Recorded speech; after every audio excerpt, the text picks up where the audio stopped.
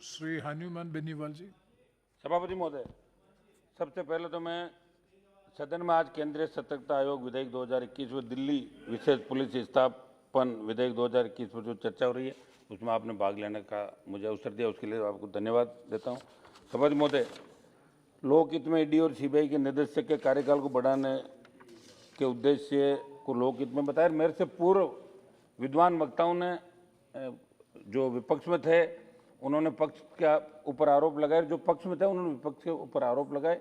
ये सही है कि सीबीआई स्वतंत्र एजेंसी है, लेकिन कहीं न कहीं स्वतंत्र एजेंसियों के ऊपर भी किसी की कमान होनी चाहिए। और ये जब स्टेट गवर्नमेंट के अंदर जहाँ मैं आता हूँ, एक हमारे साथ केंद्र के मंत्री थे, हमारे ऊपर हमला हुआ सभापति महोदय, उस मामले की आज तक एफआईआर लॉन्च नहीं हुई। अगर दिल्ली के अंदर कोई आदमी अपील नहीं करेगा, कहीं नहीं जाएगा, तो स्टेट गवर्नमेंट जिसके खिलाफ होगी उसको वहां पे रगड़ के रख देगी उस आदमी को। इसलिए सीबीआई को भी बिल्कुल स्वतंत्र नहीं होना चाहिए।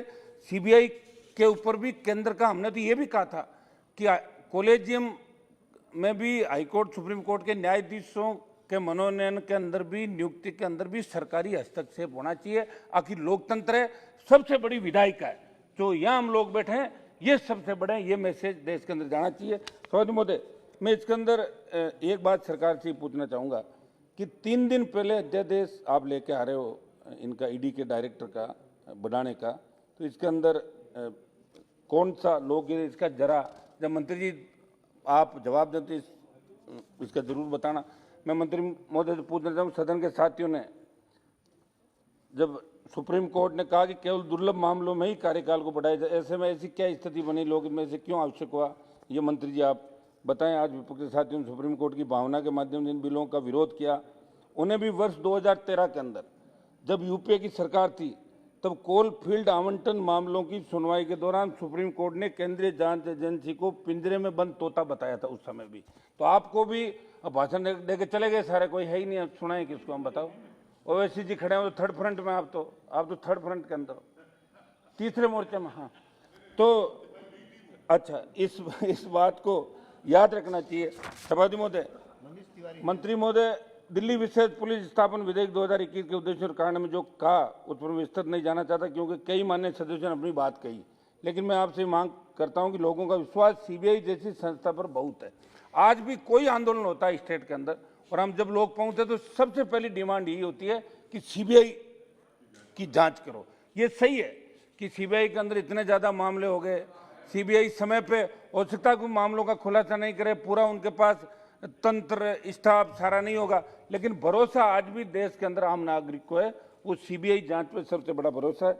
महोदय, हमारी जांच सीबीआई के अंदर जाएगी। मैं इस बात को दोहराना चाहूंगा कि न्याय समय पर नहीं मिलना भी अन्याय। ऐसे में सीबीआई के पास लंबित मामलों की संख्या ज्यादा है, उनका निस्तारण जल्द से जल्द कैसे हो उस पर ध्यान दिया जाए। अगर संसाधनों स्टाफ की कमी है तो सरकार उसको पूरा करें।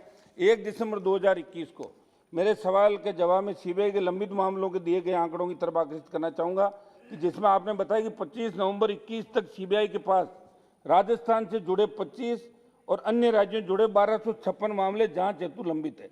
मैं इस संदर्भ में मंत्री जी से कहना चाहूंगा कि राजस्थान में बाड़मेर जिले में कमलेश प्रजापत नामक व्यक्ति का फर्जी एनकाउंटर हुआ, जिसमें राजस्थान सरकार के एक पूर्व मंत्री और उनके परिजनों का नाम आया, जिसकी जांच सीबीआई कर रही है। उसी पूर्व मंत्री के इशारे पर पूर्व में मेरे तथा केंद्र, भारत सरकार के केंद्र के मंत्री पे जानलेवा हमला भी हुआ था, जिसका जिक्र मैंने किया। सभापति महोदय, इस कमलेश प्रजापत फर्जी एनकाउंटर की जांच जल्द जल्द हो ताकि आरोपी सलाखों को पीछे जाए।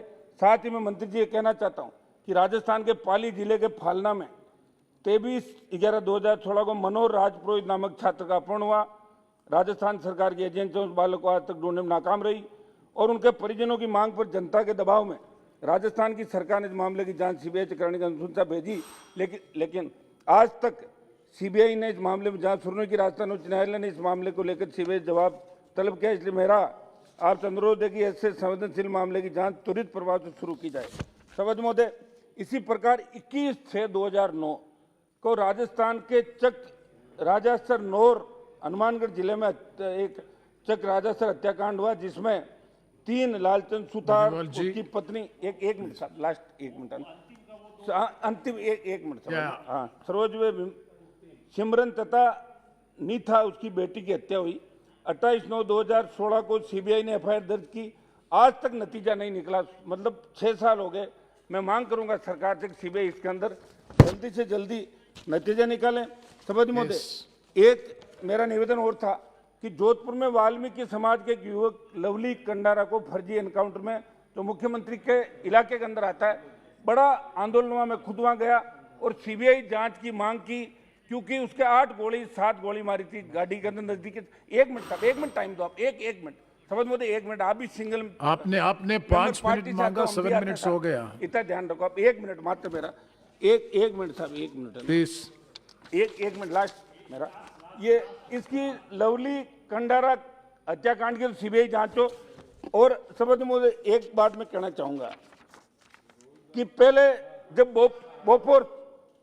बोफोर्स घोटाला जब हुआ था सभापति महोदय, तब हम स्कूल कॉलेजों के अंदर पढ़ा करते थे।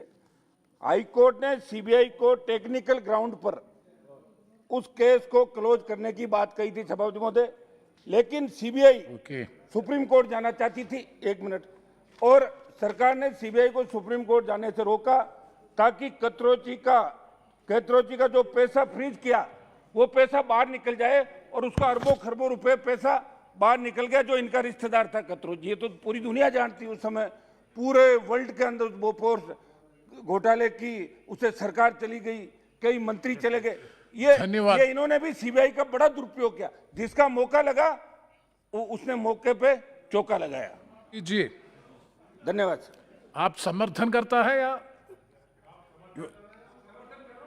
आप यू सपोर्ट और अपोज? का ओके, समर्थन करता हूं।